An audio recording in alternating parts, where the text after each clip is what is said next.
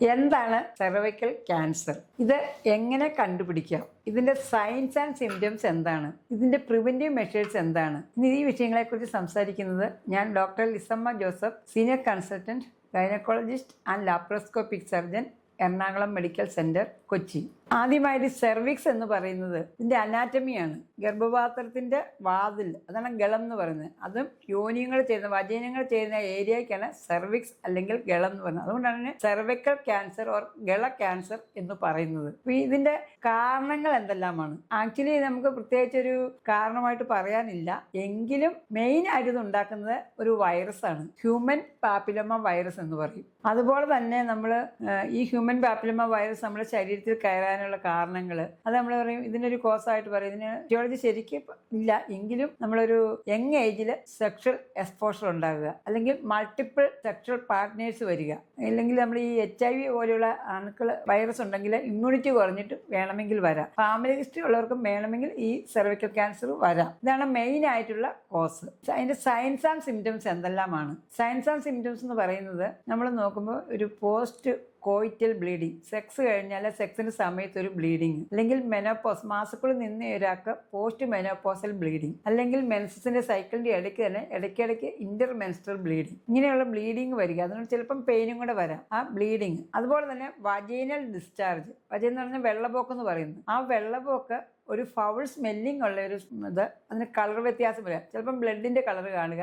അല്ലെങ്കിൽ ഒരു യെല്ലോ അല്ല മുക്കസ് ബ്രൗൺ കളറിലൊരു ഡിസ്ചാർജ് വിത്ത് ഫൗൾ സ്മെല്ലിംഗ് ഡിസ്ചാർജ് ഉണ്ടെങ്കിൽ അത് അതിന്റെ ഒരു കോസാണ്. കൂടുതലായിട്ട് അതിന് പെയിനും അങ്ങനെയൊന്നും കാണുന്നത് ഇതൊക്കെ എയർലി സ്റ്റേജിലുള്ളതാണ്. പിന്നെ നമ്മൾ നോക്കുമ്പോൾ കാണുന്നതാണ് നമ്മൾ ഇതിന്റെ സയൻസ് ആൻഡ് സിംറ്റംസ് എന്ന് പറയുന്നത്. അപ്പൊ ഇതെല്ലാം സിംറ്റംസ്. സയൻസ് എന്ന് പറയുന്നത് നമ്മൾ ക്ലിനിക്കലി എക്സാം ചെയ്യണം, അതുപോലെ തന്നെ ഹിസ്റ്ററി എടുക്കണം.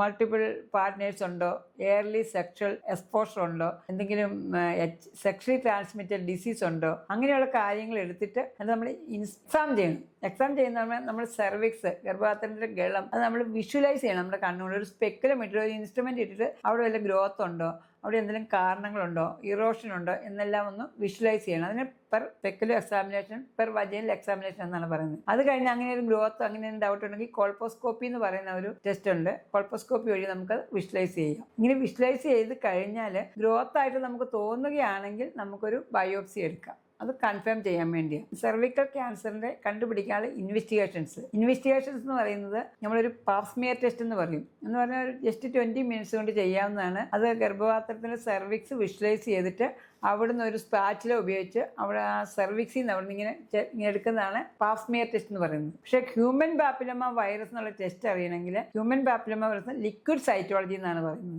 മെയിൻ ആയിട്ട് ഹ്യൂമൻ പാപ്പിലോമ വൈറസ് എന്ന് പറഞ്ഞാൽ നമ്പർ 16 നമ്പർ 18 ഈ വൈറസ് നമ്മുടെ ക്യാൻസർ ഉണ്ടാക്കാനുള്ള വൈറസ്. നമ്മുടെ ശരീരത്തിൽ 90% കേസിലും ചിലപ്പോൾ ഇത് ഹ്യൂമൻ പാപ്പിലോമ വൈറസ് പോസിറ്റീവ് ആണെങ്കിൽ അത് പേടിക്കേണ്ട ആവശ്യമില്ല, കാരണം അത് ക്യാൻസർ ആകില്ല. ഉള്ളി 10% ഓഫ് കേസസിൽ മാത്രമേ അത് പോസിറ്റീവ് ആയിട്ടുള്ളൂ. ഇപ്പൊ നമ്മൾ ഈ liquid cytology human papilloma virus എന്നുള്ള ടെസ്റ്റ് ചെയ്തിട്ട് നമ്മളത് പോസിറ്റീവ് ആണെങ്കിൽ നമ്പർ 16 18 ആണെങ്കിൽ മാത്രമേ ഹൈ റിസ്ക് ഉള്ളൂ. നമ്മളത് വെയിറ്റ് ചെയ്യുക, 1 ഇയർ വെയിറ്റ് ചെയ്തിട്ട് പിന്നെ നമ്മൾ വീണ്ടും റിപ്പീറ്റ് ചെയ്യുകയാണ് ചെയ്യുന്നത്. ഒന്നും കണ്ടില്ല, ഇത് നെഗറ്റീവ് റിസൾട്ടാണ് വരുന്നെങ്കിൽ ലിക്വിഡ് സൈറ്റോളജി എല്ലാ 5 വർഷത്തിലും, പാസ്മിയർ ടെസ്റ്റ് എല്ലാ 3 വർഷത്തിലും ചെക്ക് ചെയ്യേണ്ടതാണ്. അപ്പൊ ഈ പാസ്മിയർ ടെസ്റ്റ് എല്ലാ 3 വർഷത്തിലും ചെക്ക് ചെയ്ത് അപ് ടു 65 ഇയേഴ്സ് വരെ നമുക്ക് ചെയ്യാം. ഒരു ഹ്യൂമൻ പാപ്പിലോമ വൈറസിലെ ലിക്വിഡ് സൈറ്റോളജി എന്നുള്ള 5 വർഷത്തിലൊന്ന് ചെയ്താൽ മതിയാകും. അപ്പൊ ഇങ്ങനെ ചെയ്യുമ്പോൾ ഒരു 3 കൺസിക്യൂട്ടീവ് വാല്യൂസ് നെഗറ്റീവ് ആണെങ്കിൽ പിന്നെ നമ്മൾ ചെയ്യേണ്ട ആവശ്യമില്ല. എന്ന് പറഞ്ഞാൽ 10 വർഷത്തേക്ക് ഇത് നെഗറ്റീവ് ആണെങ്കിൽ ചെയ്യേണ്ട ആവശ്യമില്ല, 65 വയസ്സ് കഴിഞ്ഞ് ചെയ്യേണ്ട ആവശ്യമില്ല. അപ്പൊ ഈ ടെസ്റ്റിൽ ഇങ്ങനെ പോസിറ്റീവ് കാണുകയാണെങ്കിൽ നമ്മൾ എന്താണ് അതിന്റെ പ്രതിവിധി, ഇതിന്റെ ഇമ്പോർട്ടൻസ് എന്താണ്? കാരണം ഇപ്പൊ ഒരു 8 മിനിറ്റിൽ ഒരു സ്ത്രീയെ, ഒരു ലേഡിയെ ക്യാൻസർ സെർവിക്സ് വന്നിട്ട് മരിക്കുന്നുണ്ട്. സെക്കൻഡ് കോമൺസ്റ്റ് കോസ് ക്യാൻസറിന്റെ കോസാണ് സെർവിക്കൽ ക്യാൻസർ. ഫസ്റ്റ് ക്യാൻസർ എന്ന് പറഞ്ഞാൽ ഇപ്പം നമ്മുടെ ഇടയിൽ ബ്രസ്റ്റ് ക്യാൻസർ ആണ്, സെക്കൻഡ് ആണ്. പക്ഷെ 1/3 ഡെത്ത് ഈ ക്യാൻസർ സർവീസുകൾ ഉണ്ടാകുന്നത്. അതാണ് ഇതിന്റെ ഇമ്പോർട്ടൻസ്. മോർ ഇമ്പോർട്ടൻസ് എന്ന് പറഞ്ഞാൽ നമുക്കിത് പ്രിവെന്റ് ചെയ്യാൻ പറ്റും. ഈ liquid Saito human papilloma വൈറസും Pap smear ടെസ്റ്റും ചെയ്ത് അത് കണ്ടുപിടിച്ച് കഴിഞ്ഞാൽ നമുക്ക് ഇതിന് പ്രതിവിധിയായിട്ട് ഒരു ഇമ്മ്യൂണൈസേഷൻ ഉണ്ട്. ഇമ്മ്യൂണൈസേഷൻ എന്ന് പറയുന്നത് 9 വയസ്സ് മുതൽ 15 വയസ്സ് വരെയുള്ള പെൺകുട്ടികൾക്കാണെങ്കിൽ 2 ഡോസ് മതിയാകും. എന്ന് പറഞ്ഞാൽ ആദ്യത്തെ ഡോസ് എടുത്ത് 2 മാസം കഴിയുമ്പോൾ ഒരു ഡോസ് കൂടെ മതിയാകും.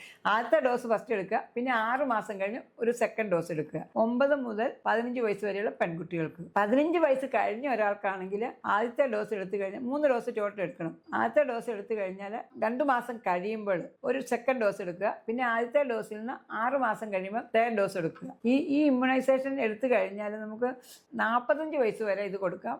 9 വയസ്സ് മുതൽ 45 വയസ്സ് വരെയുള്ള സ്ത്രീകൾക്ക് ഈ ഹ്യൂമൻ പാപ്പിലോമ വൈറസിന് എഗനിസ്റ്റ് ആയിട്ടുള്ള ഈ വാക്സിനേഷൻ കൊടുക്കാം. ഒരു 99% പ്രൊട്ടക്ഷൻ കിട്ടും. ഇതുപോലെ തന്നെ എല്ലാവരും ചോദിക്കും, ഈ വാർട്ട്, ഈ ഹ്യൂമൻ പാപ്പിലോമ വൈറസ് നമ്മുടെ അരിമ്പാറ പോലത്തെ ഗ്രോത്ത് അവിടെ ഉണ്ടാകും. അങ്ങനെയുള്ള കേസിലും പിന്നെ ബോയ്സിന് വേണമെങ്കിൽ ഇത് വരാം. കാരണം ഇത് ഈസ് സെക്ഷലി ട്രാൻസ്മിറ്റഡ് ആയിട്ട് വരുന്നതാണ് ഈ വൈറസ്. അപ്പോൾ അങ്ങനെ വരുമ്പോൾ അവർക്കും പ്രിവെന്റീവായിട്ട് നമ്മൾ വാക്സിനേഷൻ കൊടുക്കുന്നുണ്ട്. അവർക്കും ഈ ടെസ്റ്റുകൾ ചെയ്യാറുണ്ട്. പിന്നെ ദിസ് ഈസ് ഏർലി സ്റ്റേജ് ആണ്. ഇത് ഇവിടെ ക്യാൻസറിൻ്റെതായിട്ട് ഒന്നുമില്ല. ഇത് കണ്ടുപിടിക്കുക എന്നുള്ളത് മാത്രമേ ഉള്ളൂ. പക്ഷേ ക്യാൻസർ ആയിക്കഴിഞ്ഞാൽ, പോസിറ്റീവ് ആയിക്കഴിഞ്ഞാൽ അതിൻ്റെ ട്രീറ്റ്മെൻറ്റും അതിൻ്റെ സിംറ്റംസും, നടുവിന് വേദന, മൂത്രമൊഴിക്കും വേദന, അങ്ങനെ കുറേ കാര്യങ്ങളുണ്ട്. അതെല്ലാം നമ്മൾ ഒരു കൺസൾട്ടിനെ കണ്ടിട്ട് ഇതെങ്ങനെ അവർ പറയുന്ന പോലെയാണ് അതിൻ്റെ ക്യാൻസർ ആയിക്കഴിഞ്ഞാൽ ട്രീറ്റ്മെൻറ്റ് എടുക്കേണ്ടത്. പക്ഷേ ഇവിടെ നമ്മൾ പ്രത്യേകം ശ്രദ്ധിക്കേണ്ടത് എന്താണ് സെർവിക്കൽ ക്യാൻസർ. അതിന് 100% നമുക്ക് പ്രിവെൻറ്റ് ചെയ്യാവുന്ന ഒരു കണ്ടീഷനാണ് liquid cytology human papilloma virus test ചെയ്തിട്ട് ഈ ഇമ്മ്യൂണൈസേഷൻ എടുത്തു കഴിഞ്ഞാൽ ഈ അസുഖത്തിൽ നിന്ന് നമുക്ക് രക്ഷപ്പെടാം.